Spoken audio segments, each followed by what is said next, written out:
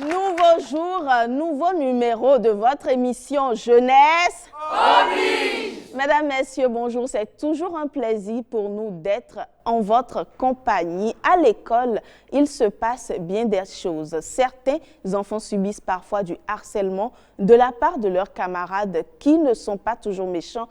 Mais ces petites taquineries, ces grandes taquineries, est-ce que les enfants doivent-ils se laisser affecter? C'est la question qu'on se pose aujourd'hui sur Jeunesse Oblige. Et pour en parler, nous sommes avec les élèves du complexe scolaire Sainte-Félicité. Et celle qui va conduire le débat aujourd'hui, c'est bien sûr Daria.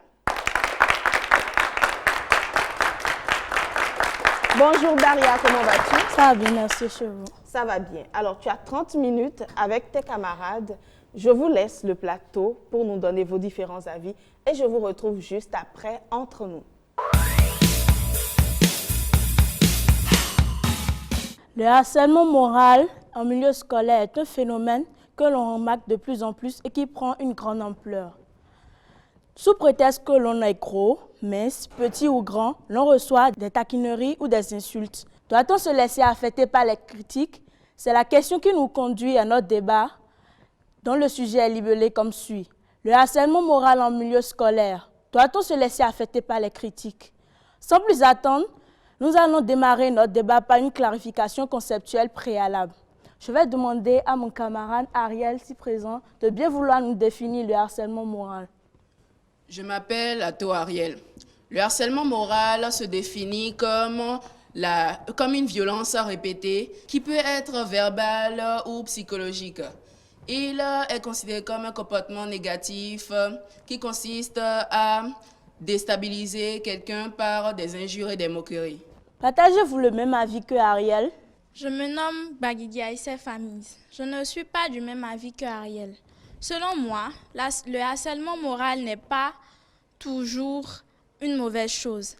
Elle consiste donc à notifier ou à montrer à quelqu'un ses défauts, ses anomalies et pourquoi pas des mauvais comportements qu'il aurait afin qu'il puisse les changer pour devenir une meilleure version de lui-même. Elle consiste en cela à permettre à cette personne de s'adapter à la société. Donc, Famille essaie de nous dire que le harcèlement moral peut être utilisé d'un point de vue positif pour faire remarquer à un individu ses défauts ou ses qualités qui dérangent en quelque sorte les autres pour qu'il soit plus sociable. Oui.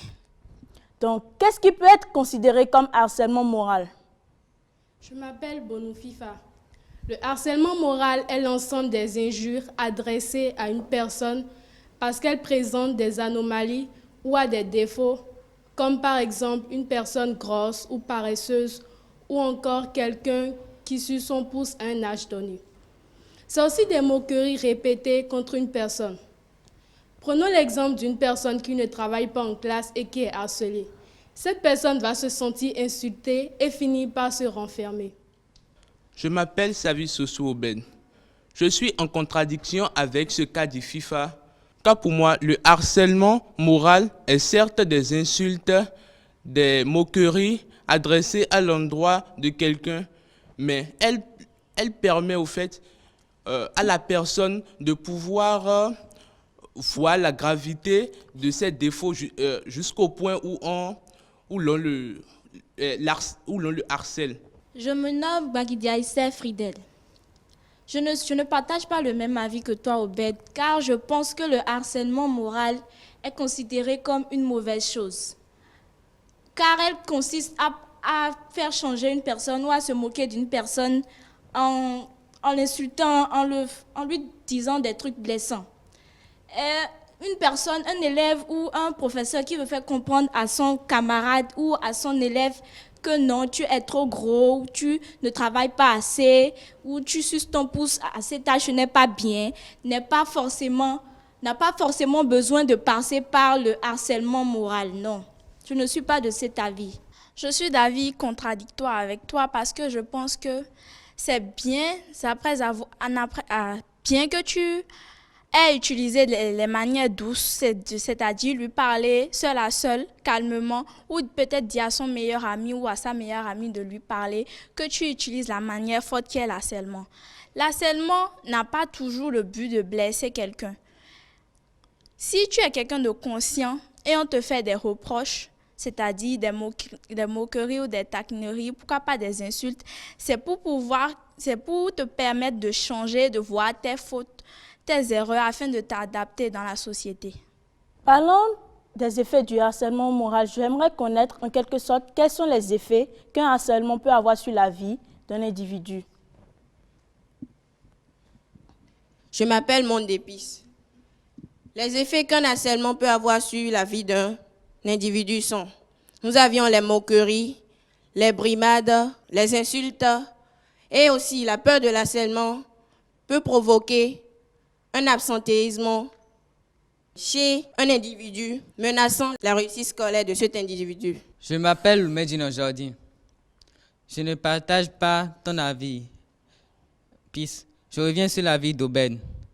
Les moqueries portées à l'atteinte du harcelé provoqueront un changement de mentalité chez ce dernier. Donc une prise de conscience l'amènera à se corriger, s'améliorer et être un meilleur de lui-même. Face aux moqueries répétées, le harcelé peut relever le défi que lui imposent ses camarades. Le harcèlement moral permet au harcelé d'être à l'écoute des autres pour s'améliorer, se corriger, améliorer sa façon d'agir avec eux pour un meilleur rendement scolaire.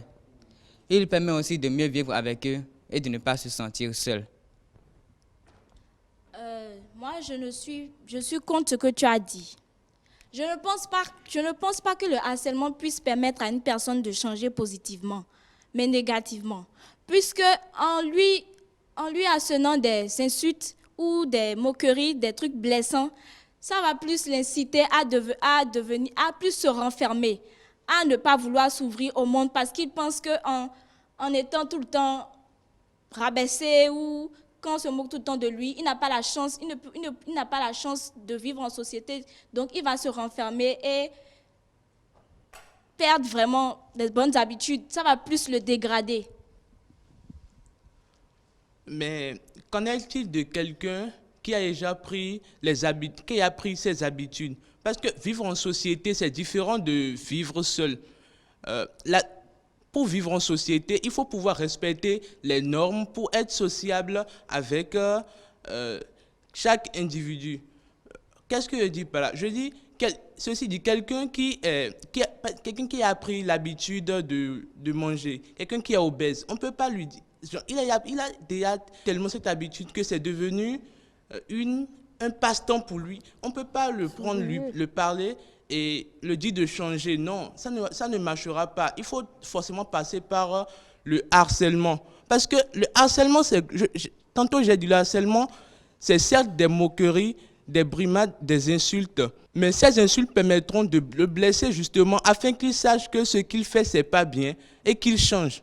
Je ne suis pas d'accord avec toi, Obed, parce que même s'il a pris l'habitude de manger, même s'il est habitué, tu peux aller par des manières douces. Tu n'as pas forcément besoin de le harceler en public, de le vendre comme ça devant ses camarades ou ses amis. Tu peux l'amener dans un coin et lui parler franchement, lui dire que ce qu'il fait n'est pas bon, lui parler des conséquences. Je ne pense pas la même chose que toi. Puisque lui parler tranquillement dans un coin ne changera rien chez lui. Le mettre sous pression lui provoquera une chute de mentalité. Pas vraiment, mais il va s'éveiller pour mieux corriger ses défauts. Je ne pense pas que Je me nomme Djaouga Estebania. Si l'on se met à harceler, c'est vrai, ça doit apporter quelque chose. Mais quoi? Le harcèlement peut amener le ou la victime à des orientations inattendues. Je suis d'accord avec Estebania. Le harcèlement n'est pas une manière bien sociale ou c'est pas une manière pacifique de montrer à une personne ses défauts. On est dans un pays de démocratie, tout le monde a le droit de s'exprimer comme il l'entend, de vivre sa vie comme il l'entend.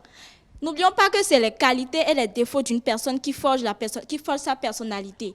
Mais si nous devons changer notre camarade et lui enlever, voire arracher contre son gré ses qualités ou ses défauts, ça risque de provoquer un trouble, ça risque de déranger sa santé mentale et ce n'est pas bien. Parlant uniquement des défauts, j'aimerais savoir, une personne qui est assidue, ponctuelle en cours, mérite-t-il d'être harcelée? Je réponds à cette question par: je ne pense pas que c'est plutôt lui le harcelé. Quelqu'un qui est toujours assidu en classe et lève toujours le doigt en première position ne permet pas à ses camarades de s'exprimer ou de donner de leurs préoccupations. Donc quelqu'un qui s'exprime et qui veut toujours avoir la vedette, être à la vedette, ne permet pas aux autres de s'exprimer, ce qui fait que les autres ne pourront pas bien être à l'aise en classe, seront intimidés par lui. Donc par cela, il y aura peut-être l'échec scolaire de ces derniers. Donc tu es en train de dire que c'est la personne qui fait de son mieux pour être un meilleur élève qui est le harceleur. Mais là, on voit déjà le bon côté du harcèlement parce que là, il est en train de les harceler en quoi faisant? Il est en train de les mettre au défi. Parce que les autres, en le regardant et en sachant que chaque fois, c'est lui qui lève le doigt pour répondre, eux aussi se mettront au défi d'apprendre et de pouvoir lui tenir tête. Oui, mais s'ils se mettent au défi de pouvoir lui tenir tête, ils n'ont qu'à aussi mieux s'appliquer, comme ça, ils pourront être aussi égaux de l'élève assidu dont vous parlez.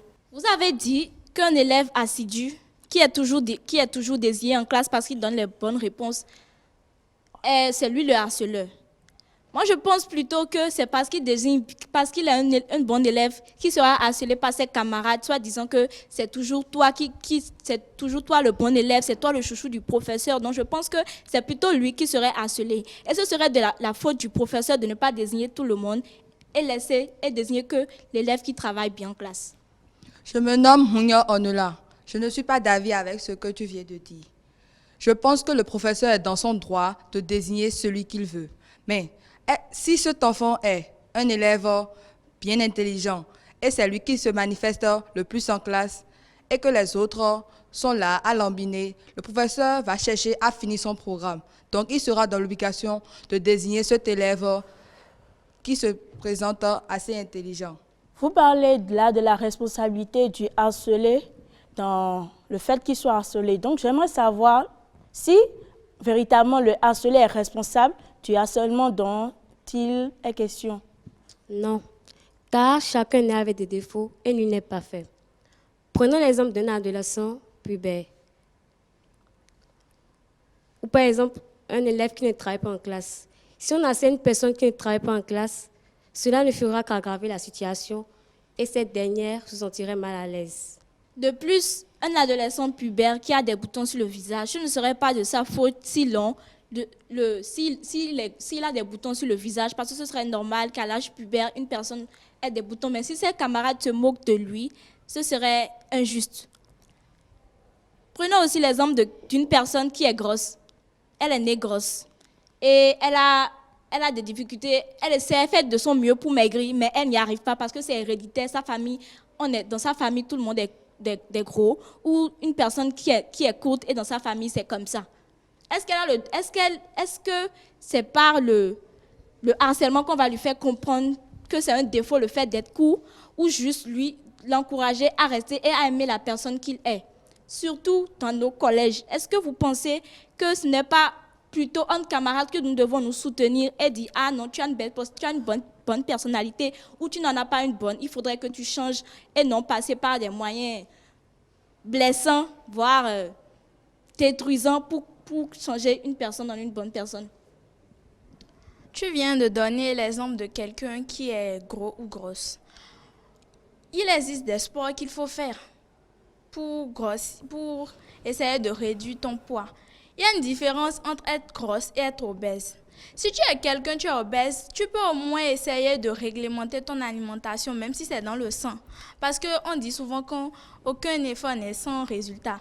Même si ce n'est pas que tu deviens, on ne te dit pas de devenir mince ou encore d'être vraiment skinny, quoi. On te demande juste de diminuer ton poids.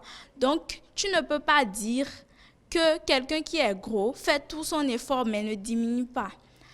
Quant à la personne qui est en puberté, qui a des boutons, c'est-à-dire des acnés dans le visage, on ne refuse pas, c'est la puberté.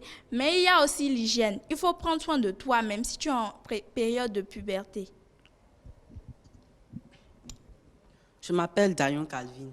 J'aimerais mettre l'aspect sur 3 points que mon ami vient de citer. Nous avons d'abord la puberté, une taille courte et la grosseur. Vous devez citer deux aspects, mais en quoi une personne courte est-elle responsable de l'harcèlement qu'elle subit?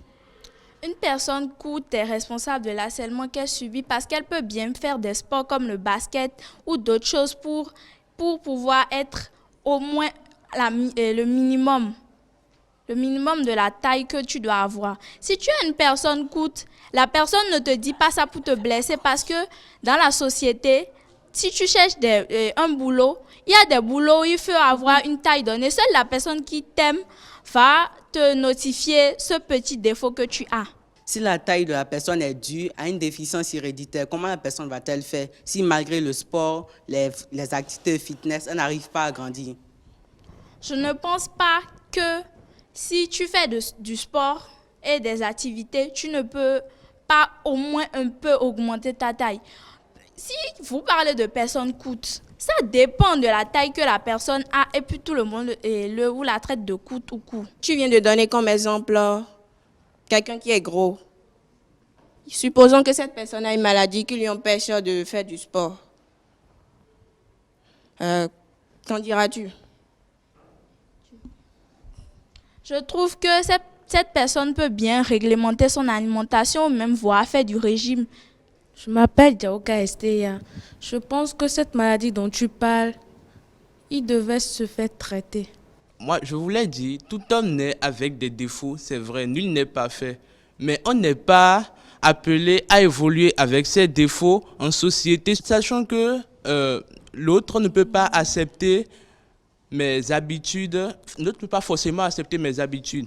Donc, je crois que le harcèlement moral, au fait, c'est le but, au fait, c'est de blesser la personne. Parce que quand tu le blesses, il remarque la grave. Si tu dis quelqu'un, si tu as dit, on peut l'appeler dans un coin. Mais si on l'appelle dans un coin, il va remarquer quoi? Que c'est toi seul qui constate ça. Personne ne constate ça. Même si d'ailleurs toute la classe l'appelle dans un coin, il va se dire, bon, de toute façon, ce sont mes amis qui remarquent ça. Mais si tu te mets à l'harceler en public, c'est cela qui va le pousser à au moins essayer de changer et de donner la meilleure version de lui-même. Êtes-vous conscient que le harcèlement, le fait de se regrouper à la fin d'un cours ou à la fin du sport, sur le terrain de sport avec tes amis et d'harceler ton camarade en disant non, toi tu es trop gros, pourquoi tu ne fais pas du sport, mais ce que toi tu es paresseux et les trucs comme ce genre de choses va l'inciter à vouloir maigrir ou va l'inciter à changer. J'aimerais vous poser une question. Est-ce que à votre place, si vous avez un défaut vraiment, accepterez-vous d'être harcelé avant de changer? Accepterez-vous qu'on vous blesse, qu'on vous assène des paroles blessantes pour que vous puissiez changer, pour que vous puissiez devenir une meilleure personne? Parce que je pense que ce n'est pas comme ça qu'on nous a éduqués. Merci. J'aimerais ajouter quelque chose à ce que ma camarade Friedel vient de dire. Savez-vous que le harcèlement peut enclencher des troubles de mémoire et des difficultés de raisonnement? On est bien conscient des effets que ça a. Mais je pense que sur une échelle de 10 à 20, ça a au moins 15% de bonnes choses. Par exemple, tu as posé la question selon laquelle est-ce que j'allais accepter ou est-ce que nous qui sommes pour, nous allons accepter qu'un de nos amis, pour nous faire part de nos défauts que nous avions nous harcèle. Personnellement, je pense que mon ami ou mon camarade allait d'abord me parler. Et c'est quand tu n'auras pas écouté ou bien tu n'auras pas mis en pratique ce qu'il t'a dit ou qu'elle t'a dit, qu'elle pourra t'harceler. Donc moi, je ne pense pas que après que mon ami m'ait parlé de mes défauts, du sport ou n'importe quoi que je puisse faire pour devenir une meilleure personne, je ne l'écoute pas et je persiste. Donc, personnellement, je ne pense pas que je dois venir jusqu'à l'harcèlement, avant de comprendre que j'ai des défauts à changer. Je voudrais ajouter quelque chose à ce que Fridel a dit. Tout à l'heure, vous avez parlé de quelqu'un de corpulent.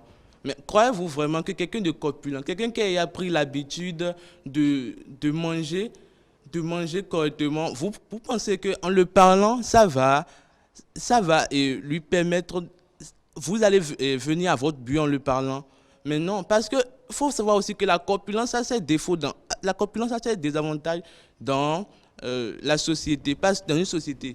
Parce que, disons, à l'école, quelqu'un de genre, il est vraiment corpulent. Et il y a des écoles où la place est unique. Tu as une place unique. Genre, tu as une chaise et une table devant toi, ça c'est ta place. Mais quelqu'un de corpulent, il est tellement obèse qu'il ne peut pas s'asseoir sur cette chaise. Mais on devrait le haïr parce que lui-même il sait que ce qu'il est, ce n'est pas bien, ce qu'il fait, ce n'est pas bien, et pourtant il ne veut pas changer malgré ce qu'on lui dit. Mais vous pensez vraiment que en le parlant ça va le changer? Mais non, ça ne va rien changer, au contraire. Ok, prenons le cas de la personne corpulente. Dans une classe, une personne le harcèle. Maintenant, imaginez que chacun a ses défauts dans une classe et que tout le monde harcèle tout le monde. Sans cesse. Croyez-vous que cela est bien? Mais qui aime bien châtie bien. De là, le harceleur, c'est un ami au fait, ou bien même un professeur. Parce que le professeur peut dire, dans les salles, tout le monde ne peut pas être un élite dans une classe. Non, il y aura toujours des gens qui s'acharneront à semer la pagaille dans la salle. Donc, le professeur peut essayer d'amener cet élève à la raison en se moquant de lui pour qu'il sache au moins que ce qu'il fait, c'est pas bien. Que s'il reproduit ça, il recevra des moqueries davantage. Mais au fait, la vie en société, que ces problèmes doivent être résolus pour qu'on ne puisse pas penser... on ne peut pas être en société, on ne peut pas vouloir avancer et être en train de penser à d'autres choses qu'à l'objectif même. Tu comprends un peu ce que je veux dire? Mais l'harceleur en lui-même, pourquoi prend-il, lui-même n'a-t-il pas de défaut? Pourquoi s'efforce-t-il à harceler sur les défauts de l'autre alors que lui aussi possède ses propres défauts? On n'a jamais notifié que l'harceleur lui-même ne peut pas être harcelé. Tout le monde, Estebania vient de notifier que nul n'est parfait. C'est vrai, nul n'est parfait, mais seule la personne qui t'aime, qui te considère et veut que tu sois une meilleure version de toi, va te notifier tes défauts, et cela par tous les moyens. Donc, je ne pense pas que l'harceleur n'a pas de défaut. Moi, je dis que seule une personne qui t'aime et qui veut ton bien va te parler de manière pour que tu puisses comprendre. Une personne qui t'aime, c'est une personne qui te comprend. Une personne qui est consciente que si je l'injure, si je lui dis des paroles blessantes, ça va lui faire de mal. C'est ça une personne qui t'aime. Une personne qui t'aime, c'est une personne qui te dit « Non, mon ami, c'est pas bien. Tu peux essayer de faire du régime. Mon ami, à ton âge, tu peux plus sucer le pouce, c'est pas bien. » Ça, c'est une personne qui t'aime. Une personne qui t'aime ne va pas te harceler. De plus, on doit constater, ça c'est un exemple terre à terre. Le harcèlement, ça peut provoquer quoi de plus grave que la bagarre? Ça, c'est très courant dans nos collèges, la bagarre. Vous imaginez un élève, prenons l'exemple de l'élève assidu. Supposons qu'il y a un groupe qui travaille bien en classe et un autre qui ne travaille pas bien en classe. Ça va créer une sorte de division, de bipolarisation dans la classe, même dans l'école, voire. Parce que l'autre aura des amis qui vont dire non, pourquoi tu harcèles mon ami, et ainsi de suite. Ça peut créer la haine dans le collège, et non seulement la haine, mais aussi l'échec, le rendement totalement médiocre dans l'école. Puisque si les élèves ne sont plus concentrés à se dire non, je dois apprendre mes leçons, et plutôt ils vont se dire non, demain je me bagarre avec cette personne, il parle mal de mon ami, non, on va se battre à la fin du cours. Ça ne va pas profiter à l'école, ça va plutôt permettre à l'école de fermer parce que les élèves ne sont plus concentrés pour apprendre leurs cours. C'est ce que moi je pense. Moi, je pense qu'on n'ira pas parler de bagarre. Parce que l'élève paresseux, quand il n'apprend pas et tu l'appelles, tu avais même précisé qu'on devait utiliser de nombreux moyens comme la manière douce. Si tu lui parles maintenant pas la manière douce et il ne comprend pas, il dit « Ah, c'est toi seul », il ne va pas trop tailler d'importance, il va laisser ça. Maintenant, quand on est nombreux à parler, à l'insulter, en utilisant les moqueries, en les juriant, en public, en disant « Toi, tu n'apprends pas », tout et tout, il va prendre conscience et commencer à apprendre. Mais on n'a jamais parlé d'être une seule personne à lui notifier ses défauts. On n'a jamais dit que je serai une seule personne qui ira le voir. Imagine un groupe de 3, 4, 5, 6 personnes. Si cette personne est vraiment consciente, et d'abord, essentiellement, elle doit être consciente, elle va comprendre que mais si tant de personnes viennent vers moi, c'est parce que j'ai un défaut.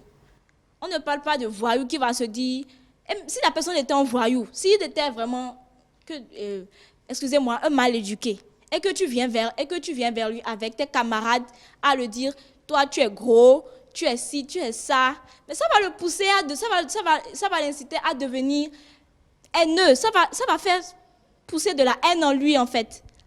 En plus, le harcèlement, quand on dit qu'on veut parler à une personne, quand on lui dit des paroles blessantes, c'est pour le blesser, mais des paroles incitantes, c'est pour l'inciter à changer et pas le blesser afin qu'il change. Non.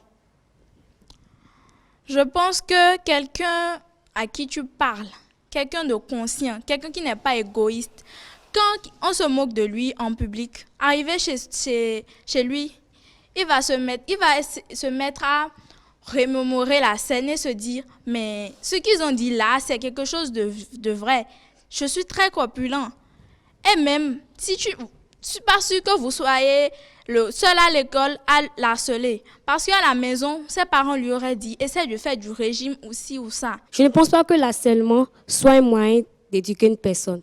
Si cette personne a la volonté de changer, alors il pourra changer. Nous sommes à la fin de notre débat.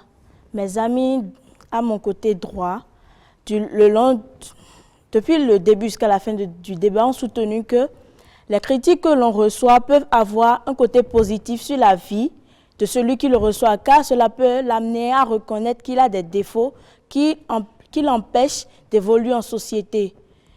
En opposition avec eux, ceux du côté gauche soutiennent que les critiques, au lieu d'apporter du bien à la vie de l'individu, le conduisent peut-être à des troubles de mémoire, à se renfermer, à ne pas s'ouvrir aux autres, ce qui va l'empêcher peut-être ce qui va l'amener peut-être à passer à côté des opportunités qui lui seront faites dans le futur.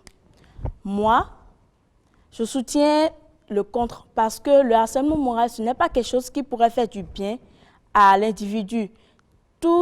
Chacun d'entre nous ici présents, si on se mettait à nous harceler, cela va nous emmener peut-être nous serons affectés psychologiquement. Cela va nous faire du mal. Donc, le harcèlement, ce n'est pas quelque chose qui est conseillé, que ce soit en milieu scolaire ou n'importe où d'autre. Ce n'est pas quelque chose qui est conseillé. C'est quelque chose qui doit surtout être banni de nos sociétés.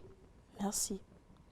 J'invite mademoiselle Jennifer sur le plateau. C'est Jennifer.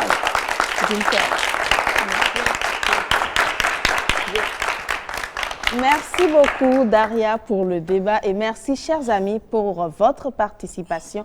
Il est temps pour nous maintenant de recevoir notre expert qui est déjà dans ce studio. Il est psychologue de l'éducation. Ce sera dans Recentrons le débat. Voilà, nous sommes avec notre invité. Il s'agit bien sûr de Monsieur Ulrich Virweni. Bonjour, Monsieur Virweni. Bonjour madame la journaliste. Alors vous êtes psychologue de l'éducation. Vous avez entendu les différents avis. Qu'est-ce que vous pensez des avis de nos amis?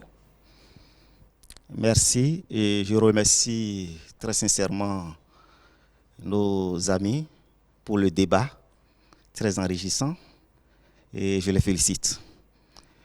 Nous avons eu beaucoup d'apports Et même si ils ne sont pas psychologues, on peut les appeler des psychologues quand même. Et ils ont apporté beaucoup. Et peut-être tout à l'heure, dans les interventions, nous allons en parler aussi. Merci. Alors, ils ont parlé du bien fondé, du fait de harceler quelqu'un en lui parlant, en agrandissant peut-être ses petits travers, ses petits défauts, dans le but de faire changer cette personne. Est-ce que cela peut être quand même justifié?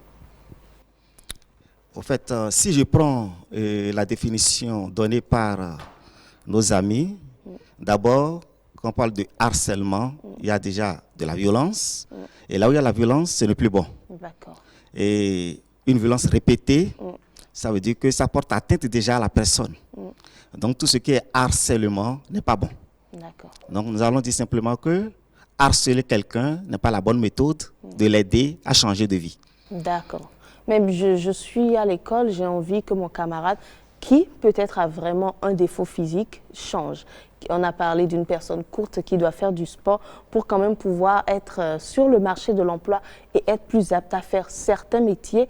Nous avons peut-être également d'autres cas qui n'ont pas peut-être été beaucoup cités, des enfants peut-être un peu trop timides, un peu trop renfermés, qui n'ont pas le courage d'aller de l'avant ou qui ont des tares à l'école. Autant de choses qui sont décriées autant par les camarades que par les autres. Vous savez, et lorsque je suis né d'une famille où nous sommes très élancés, et nous sommes très courts, et ça, ce n'est pas un défaut, et qu'on peut traiter en critiquant l'autre. Nous ne sommes pas Dieu, nous sommes créés à l'image de Dieu, dit-on, mais nous acceptons d'abord notre personnalité. Si j'ai un défaut, par exemple, je suis court, je suis de taille courte, c'est que je dois accepter d'abord d'être de taille courte, puisque je suis né d'une famille où nous sommes tous de taille courte. Si d'abord je n'accepte pas, cela constitue déjà une blessure pour moi-même. Et lorsque je serai harcelé par l'autre de la même blessure, vous voyez déjà les dégâts que cela peut causer. Maintenant, en dehors de tout ce qui est héréditaire, on peut quand même chercher à corriger certains défauts, mais en corrigeant ces défauts dans la douceur. Il ne faut pas oublier aussi qu'il y a aussi l'éducation de base. Lorsque je prends un exemple, quelqu'un qui a un parent normatif et qui a été éduqué et avec autorité et qui a vécu sur des règles, alors, voyez-vous celui-là en train d'être patient avec d'autres amis, c'est pas sûr. C'est pas évident. C'est pas évident. Alors, ça veut dire que le harceler en réalité, parfois, ça ne dépend pas de lui. Ça dépend peut-être de son éducation. Et ça dépend aussi peut-être aussi de son caractère. Maintenant, qu'est-ce qu'il faut faire? On peut l'aider. On peut l'aider à corriger. Mais on ne peut pas le guérir. C'est le défaut, on ne peut pas le guérir. Donc, tant que ce soit le harceleur ou la victime, il doit savoir que chacun de nous avons un défaut, mais qu'on peut essayer de nous le dire, mais de façon douce pour ne pas blesser l'autre. Parce que les conséquences de la blessure, après, ne sont pas tellement gérables. On peut harceler quelqu'un et qui va finir par quitter totalement l'école parce qu'il ne se sent plus à l'aise dans son milieu. On peut harceler un élève qui va finir peut-être par se suicider. On peut harceler un élève qui va finir par dire, bon, il deviendra peut-être un rebelle également. Parce que quand on me harcèle, je fais tout pour m'opposer. Mais par quelle manière? Il peut commencer lui-même par imiter et devenir plus violent que l'autre. Donc, il n'y a pas c'est pas une bonne chose quand même de harceler l'autre, parce que les conséquences sont nombreuses. D'accord. Déjà, la personne qui harcèle son camarade dans le but, comme l'ont dit les amis, de le voir s'améliorer. est-ce que c'est plutôt dans la manière de parler que le problème se pose? Est-ce qu'on peut parler à son ami d'une quelconque autre façon? Vous avez parlé de la douceur. À quel moment je sais que je deviens harceleur? Si mon enfant, mon camarade a tout le temps peut-être des 8 de moyenne ou dans telle ou telle matière ne rend pas convenablement et qu'à chaque fois je suis sur son dos, je lui dis « mais toi tu es trop nul, toi tu ne fous rien ». Dans l'espoir de le voir s'améliorer, à quel moment je sais que je fais du harcèlement et que c'est néfaste? Déjà, c'est une insulte de lui dire « tu es nul ». C'est peut-être pour le voir s'améliorer. Oui, non, tu ne fais pas d'effort, tu ne l'apprends pas. On te voit s'amuser à longueur de journée. Absolument. Ce n'est pas la meilleure façon.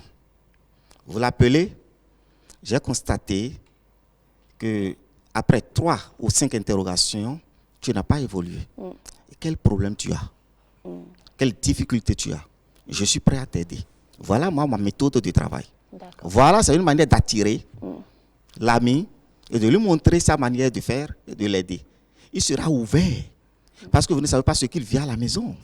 Peut-être le fait qu'il ne travaille pas à l'école, les causes sont à la maison. Et lorsque vous ouvrez la porte en lui demandant cela, ils peuvent dire quelque chose qui n'est même pas rapport avec ce qu'il vit à l'école et qui a rapport avec peut-être les parents à la maison. Et là, ça va vous permettre de savoir que, mon ami là, c'est parce qu'il est en difficulté qu'il est en train de poser ses actes. Alors vous voyez, l'enfant qui ne travaille pas, on ne sait même pas s'il mange à la maison. Et s'il quitte l'école, peut-être il va vendre au marché avec sa maman avant de manger, avant de venir à l'école. Et qu'est-ce qu'il mange peut-être à midi? Donc, il y a ces conditions qu'il faut connaître. Il faut connaître un peu l'autre pour savoir comment l'aborder et comment l'aider. D'accord. Mais monsieur Viroigny, est-ce que c'est toujours méchant? Est-ce que parfois ça ne part, même si ça ne part pas d'une bonne intention forcément, est-ce que ce n'est pas un peu pour détendre l'atmosphère? Parce que dans les classes, il y a forcément les plus taquins, les plus drôles qui se retrouvent peut-être en petit comité, en petit groupe pour essayer de détendre l'atmosphère, de faire rire les autres, mais qui parfois ont tendance à critiquer ou à grossir les défauts des autres sans forcément viser un but quelconque, mais juste pour détendre l'atmosphère. Est-ce que vous pensez que ça peut être aussi néfaste? C'est néfaste. Parce qu'en réalité, lorsque vous prenez quelqu'un et vous l'embêtez comme on le dit par la communément, moquerie, c'est pas trop bon parce que vous ne savez pas sa sensibilité. C'est cela. Lorsque vous l'insultez, peut-être il est très sensible. Je suppose un enfant qui est né d'un parent nourricier. Imaginez déjà la manière dont celui-là est gardé à la maison. Et il vient à l'école, rencontre une violence. Alors, je suis sûr que si cette violence se répète 2-3 fois, il va commencer par dire qu'il a marre de venir dans cette école, on va lui changer d'école ou il veut finir avec l'école. Donc, ça dépend également de la sensibilité de chaque enfant, de chaque personne. D'accord. Alors, avant de demander, de donner la parole aux amis pour des éventuelles questions, je reste dans ce cas. Un enfant qui a peut-être des difficultés à la maison, qui peut-être a son kaki déchiré ou sa chaussure trouée et qui, tous les jours, fait objet de moquerie. Est-ce que quelque part, il n'y a pas le bon côté qui va le pousser quand même à faire de son mieux pour obtenir un kaki plus neuf ou quand même une chaussure, même si elle n'est pas totalement neuve, un peu quand même réparée et être plus présentable? C'est déjà une erreur. D'accord. Pour le parent qui punit l'enfant parce qu'il ne travaille pas à l'école en le laissant aller à l'école dans de telles tenues. D'abord, l'école, c'est un lieu d'éducation. Et c'est un lieu d'éducation, on ne peut même pas laisser un enfant avec cette tenue aller à l'école. Vous voyez? Donc, il y a plusieurs manières de le faire. Vous savez, nos parents ont reçu une éducation différente. Et je dirais même un dressage. Et aujourd'hui, ce n'est plus possible. Ce n'est plus possible. Il faut savoir attirer l'enfant, discuter avec l'enfant et savoir quand réprimer et dire à l'enfant que ce que tu fais est mauvais. Et lorsque on installe ce dialogue parent-enfant, je pense que l'enfant se sentira plus à l'aise à la maison. Et quand il est plus à l'aise à la maison, il sera nécessairement plus à l'aise à l'école. D'accord. Donc, vous pensez que ce soit pour toutes sortes de harcèlement, les parents ont un rôle à jouer, notamment peut-être en ce qui concerne la propreté et une bonne présentation des enfants et ainsi de suite? Oui. Et si les moyens venaient à manquer? Nous n'avons pas dit cela. Bon, ce n'est pas nécessairement une affaire de moyens. Vous voyez, l'enfant et le parent qui envoie son enfant à l'école doit savoir qu'il y aura une collaboration étroite entre l'école et la maison. Et lorsqu'il constate déjà la tristesse, parce qu'il y a toujours des signes d'alerte. Lorsqu'il ne commence pas à constater chez l'enfant ces signaux, il se rapproche de l'école pour demander ce qui se passe en réalité. Et là, avec les autorités de l'école, ils trouveront un moyen de sauver cet enfant. Et si déjà l'enfant est très traumatisé, cherchez un psychologue pour l'aider. D'accord. D'accord. Merci beaucoup. Je vais demander à nos amis s'ils ont des questions à poser à notre expert du jour. Est-ce qu'il y a des questions? Non, pas encore. D'accord. Nous allons y revenir. Mais l'enfant, nous allons parler maintenant de cet enfant-là qui subit le harcèlement, qui peut-être nous regarde, on ne sait jamais. Comment est-ce qu'il faut réagir? Peut-être quelqu'un qui subit le harcèlement, est-ce qu'il faut être violent en retour? Est-ce qu'il faut se renfermer dans sa tour? Quelle est la bonne attitude à avoir? L'enfant qui subit le harcèlement va se renfermer sur lui-même puisqu'il n'a aucune expérience. Absolument. C'est pourquoi il faut nécessairement le regard des parents et le regard des autorités de l'école. D'accord. Et lorsque l'enfant vient à l'école, on doit pouvoir dire cet enfant d'habitude n'est pas comme ça. Il travaille en classe. Et quand on le voit, je prends un enfant qui est toujours, il est agité. Et toujours le lendemain, on le voit très timide, caché dans un coin. Tout à fait. Normalement, les autorités de l'école doivent se poser la question de savoir qu'est-ce qui se passe. Interpeller les parents pour savoir, mais votre enfant a telle attitude, mais qu'est-ce qui se passe à la maison? Est-ce que c'est à l'école? Et de ces signes d'alerte, on va pouvoir détecter réellement ce qui se passe au niveau de cet enfant et l'aider. Mais l'enfant ne peut pas seul surmonter cette difficulté qui a rapport avec le harcèlement. Non, il subit parce qu'il se sent faible. Alors, lorsqu'on est faible, il faut avoir des renforts. Et le premier renfort, d'abord, c'est les parents et l'école fréquentée. D'accord. Lorsque le harcèlement va pas peut-être d'une mauvaise intention, lorsqu'on le fait, je dirais, entre griffes, méchamment, généralement, comment ça se passe? Est-ce qu'on cible, parce que vous avez parlé tout à l'heure d'être faible, est-ce qu'on cible la personne qui est peut-être la plus faible ou le plus faible? Quels sont les critères dont on tient en compte, pour procéder au harcèlement, ou est-ce que ça vient naturellement? Bon, vous savez, il y a des enfants qui naturellement touchent tout le monde et cherchent querelle. Comme on le dit. Bon, ça, c'est des choses qui se passent. Mais même celui qui se sent harcelé ne tient pas compte trop, quoi. Tout à fait. Alors que lorsque c'est fait consciemment, on le sent. Des brimades. Ou on a l'intention de détruire l'autre. Vous savez, aujourd'hui, dans les écoles, on dit que nous avons des enfants, mais il y a des enfants qui réfléchissent plus que des grandes personnes. Ils sont là à détruire, c'est-à-dire que eux, quand ils ne peuvent pas évoluer, ils vont détruire l'autre. Vous comprenez? Mais tout ce que je peux dire sur le harcèlement concerne l'accompagnement. L'accompagnement du côté des parents, du côté de l'école, l'observation. On observe l'enfant, on le regarde, on dialogue avec l'enfant. Et déjà, on ressent en lui ses faiblesses et on le soutient. Parce que si l'enfant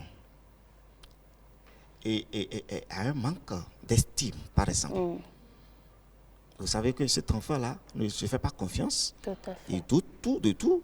Et dans le même temps, il est harcelé par d'autres enfants. Il ne peut rien faire.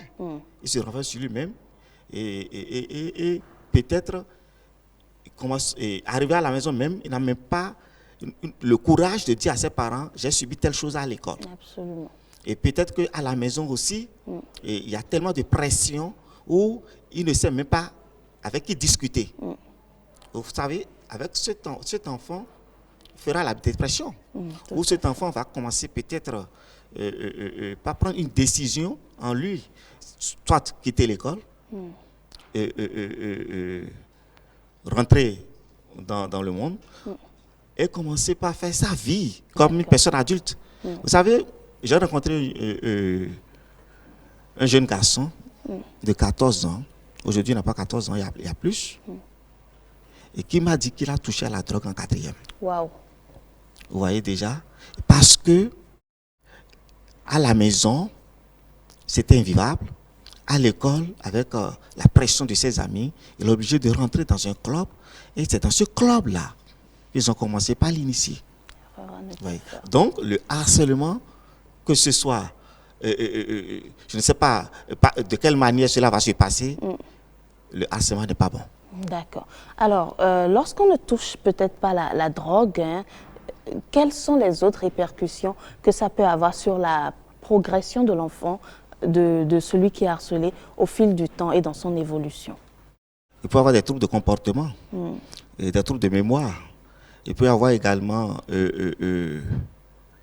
l'enfant peut devenir un enfant violent du jour au lendemain.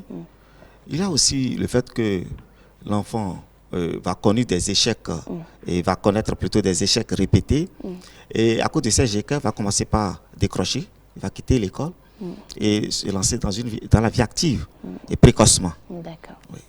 Alors, je ne sais pas, hein, je vais revenir à nos amis. Est-ce qu'on a des questions quand même? Ouais, il y a beaucoup de questions de ce côté. Hein. Oui, allez-y. J'aimerais savoir, si tu utilises la méthode douce pour parler à ton ami, pour qu'il puisse changer, et que ça n'a pas d'effet, quelle méthode tu peux encore utiliser? Je vous assure que la seule méthode, c'est la méthode douce. Et ça marche toujours. L'homme d'abord est conçu pour vivre l'amour. Et la méthode douce, c'est de l'amour. Et si vous, quelqu'un vous appelle, vous venez, il dit, tu ne le connais pas, il dit, toi, va me chercher ce qu'il y a là-bas. Tu me regardes sans me saluer. Tu seras d'accord? Non. C'est la même chose. Même si vous êtes amis, il y a une façon d'aborder l'autre. La façon de l'aborder simplement, c'est que tu le considères. Et déjà, à partir de cette considération, il est plus à l'aise. Tu le mets à l'aise de discuter avec toi. D'accord. Je crois qu'il y a une autre question également. Est-ce qu'il s'agit d'un enfant dont le degré de perversion est très élevé? Vraiment. Tu as dit degré de perversion. Quand il y a perversité, c'est qu'il y a problème. S'il y a perversité, c'est qu'il y a problème. Alors, c'est que ce n'est même plus du ressort de vous. Vous ne pouvez plus rien faire. Alors, les parents doivent essayer de toucher ceux qui peuvent le faire. Et les psychologues, et ils vont essayer, les éducateurs, ils vont essayer quand même de voir comment on peut faire revenir cet enfant. D'accord. Alors, je profite, hein, je surfe sur la question de notre ami pour le dire. Vous savez, les enfants ont parfois une double personnalité. Il arrive à être lui-même en classe ou à se créer une personnalité en classe que ses camarades subissent et dont ses parents ne sont forcément pas au courant. Est-ce que dans ce cas, au lieu de le harceler, on le laisse à l'éducateur ou est-ce qu'au lieu de le harceler, il faut informer l'administration, les parents ou les autorités? C'est pourquoi je parlais de la collaboration. L'enfant ne peut pas avoir une personnalité à la maison et une autre à l'école.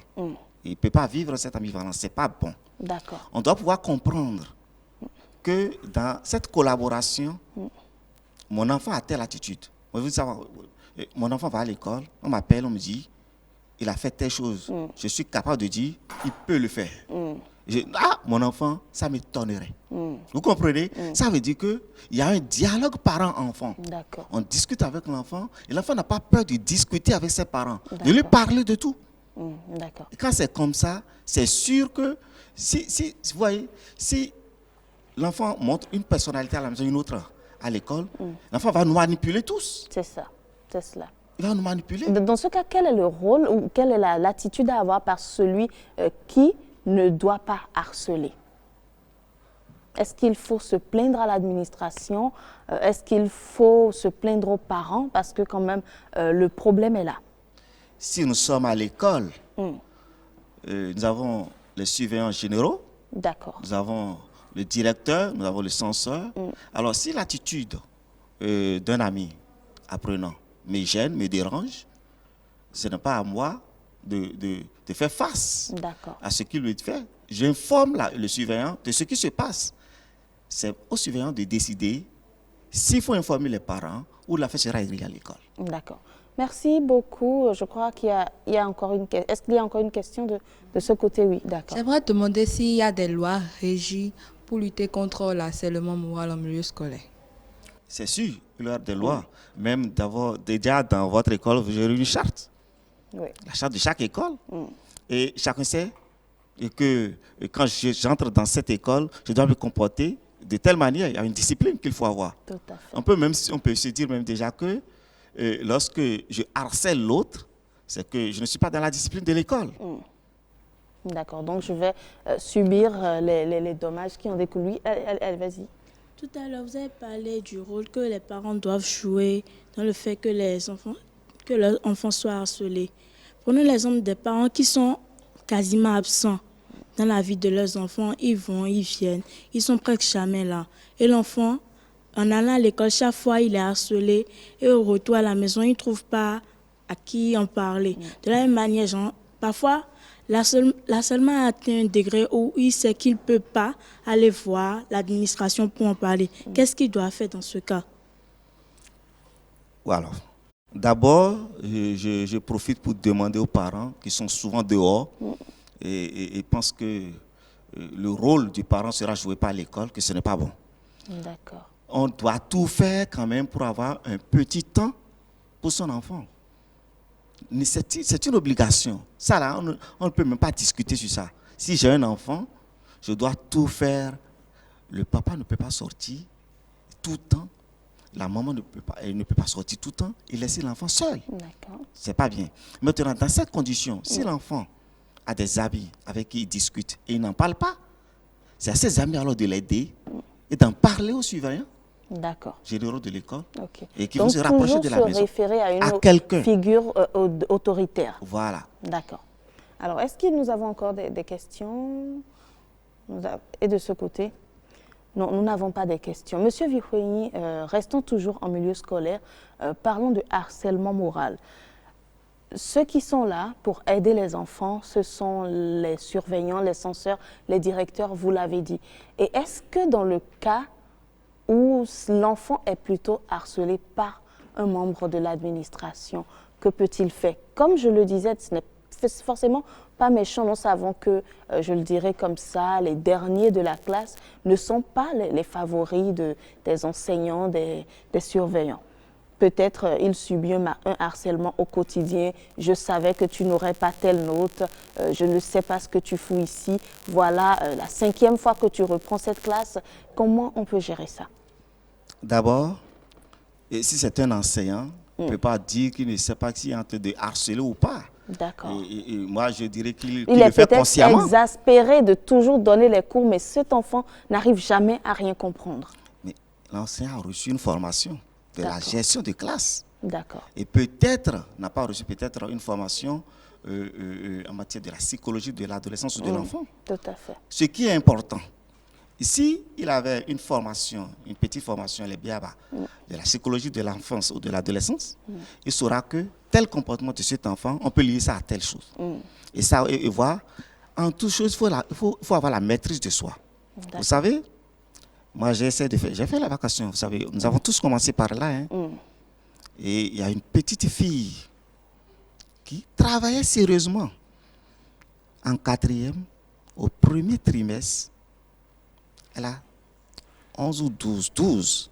Au 2e trimestre, elle s'est retrouvée à 8. Wow. Et quand elle vient, elle ne parle plus. Elle pleure. Et dans la classe, j'étais venu, puisque j'avais l'habitude de taquiner chacun, je les appelais mes chéris. Et alors, je suis venu, j'ai dit, ma chérie, là, aujourd'hui, je te vois en plein, c'est quoi? Elle n'a rien dit. Alors, je me suis rapproché d'elle. Et je lui ai posé une petite question. Alors, elle a commencé à pleurer. Oh là là. Sérieusement. Et ses amis ont dit, bon, monsieur, vous n'êtes pas sérieux, qu'est-ce que vous avez fait pour l'enfant, qu'est-ce que vous avez fait? C'est vrai qu'elle pleurait, mais pas comme ça. Bon, je les ai calmés. À la fin du cours, j'ai demandé, est-ce qu'on peut se voir? Elle m'a dit oui. J'ai dit ok. Le lendemain, on avait cours à 15h. Je lui ai demandé de venir à 14h. D'accord. Et je l'ai écouté. Vous savez, ce qu'elle vit à la maison, on ne peut pas dire. Mais après l'écoute, elle était heureuse. Et soulagée. Soulagée de se vider. D'accord. Donc, on doit nécessairement dialoguer avec les enfants. Ok. Le rôle des parents et le rôle des autorités de l'école, des enseignants. Avant d'être enseignant, tu es parent. Absolument. Donc, l'élève qui est devant toi, c'est ton enfant. Alors, prends l'élève comme ton enfant et écoute-le. Comprends ses difficultés et cherche à l'aider. L'enfant sera à l'aise pour travailler dans ta matière. Ok. Merci beaucoup pour ces interventions qui sont très riches et très intéressantes. Nous sommes à la fin. Vous allez conclure cet entretien en lançant un appel ou en disant ou en parlant à nos téléspectateurs, que ce soit les enfants, que ce soit leurs parents, que ce soit les enseignants. Je vous remercie d'abord pour l'émission. Je pense que c'est un plaisir. C'est une bonne émission. Et je demande à mes amis que, en quittant ici, d'être notre porte-parole partout. Et que le harcèlement n'est pas bon.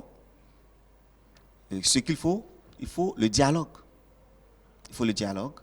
Et sachez également que vous avez un rôle envers vos parents. Après cette émission, discutez avec vos parents. Nous sommes venus, nous avons fait une émission. On a débattu de tout. Mais la conclusion est que le harcèlement n'est pas bon. Et ce qu'il faut faire, c'est que de prendre du temps pour écouter les enfants, de discuter avec les enfants, de faire ami à ces enfants, et de comprendre. Et aux autorités des écoles, les enfants sont d'abord vos enfants. Et traitez-les comme vos propres enfants.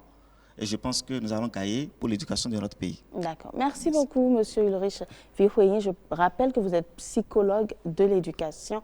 Nous vous disons au revoir, chers parents, chers téléspectateurs. Merci d'avoir été des nôtres. On se retrouve très bientôt.